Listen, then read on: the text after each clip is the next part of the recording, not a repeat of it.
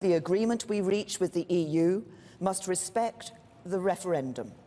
It was a vote to take control of our borders, laws and money, and a vote for wider change, so that no community in Britain would ever be left behind again. But it was not a vote for a distant relationship with our neighbours. I'm now joined by John Curtis. He's Professor of Politics at the University of Strathclyde. Thank you very much for coming in. You're welcome. So May said no one will get everything what they want. Is she finally honest with the British public? How will they react, do you think? Well, I think the truth is that certainly she gave certain signals that she realised that if she was going to get the kind of deal that she wants from the European Union, there's no guarantee that she will, that she certainly needed to send a signal to the European Union that the UK accepted that whatever rights it gets out of a future trade deal, their obligations. Is also trying to send that message back home. So a number of specifics. One is there is now a clear acceptance by the British government that if we're going to have a trade deal with the European Union, there has to be some form of arbitration for when there are disputes. Now, the United Kingdom is not willing to accept the jurisdiction of the European Court of Justice. That's one of Theresa May's so-called red lines. But she has now been much more explicit in accepting that actually there will have to be some kind of arbitration. Equally, she's also saying, well, look, we accept that the extent to which we can have a free trade deal and how much free trade we have will depend on the extent to which the UK does still follow regulatory rules that are the same or similar to those of the European Union,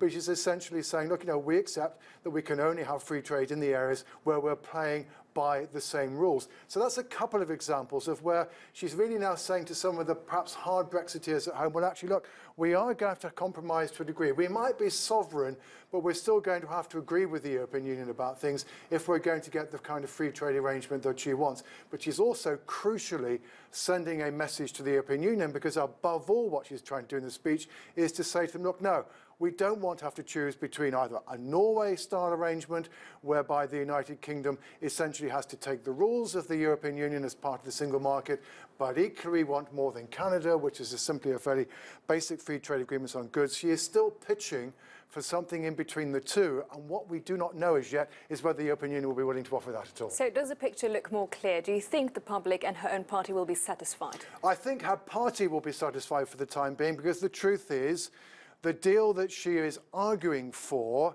is the deal that both the Philip Hammonds of this world, those who want a soft Brexit, and the Boris Johnsons who led the Leave campaign, both of them would be happy if the United Kingdom could get this deal.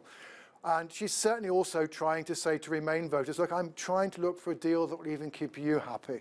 But the question is, how now will the European Union respond? In a sense, the next crucial act in this drama is going to be the Council of the European Union on the 23rd, 24th of March, at which point Michel Barnier, the EU's chief negotiator, will get his instructions from the European Union as how he should be negotiating with the UK and to give us some idea of what might be on offer. It's at that point that we will know whether or not the European Union has been sufficiently persuaded by Theresa May's speech and the apparent seriousness of it and the degree of detail, and there certainly is more detail than there is in the past, that the European Union will say, well, actually, Mr. Barnier, you can actually go away and explore some of these ideas that Theresa May has come up with, rather than simply saying to her, it's either Norway or Canada. And just very briefly, so if there was a referendum today, do you think the outcome would be different? The answer is we don't know. The opinion polls are still very close. We tend to get a very small majority of Remain vote versus Leave, but that's largely to do with people who didn't vote last time saying they'd vote Remain. The truth is, another referendum at the moment is an extremely uncertain project, which is why at the end of the day, the opposition, at the moment at least, is not arguing for one.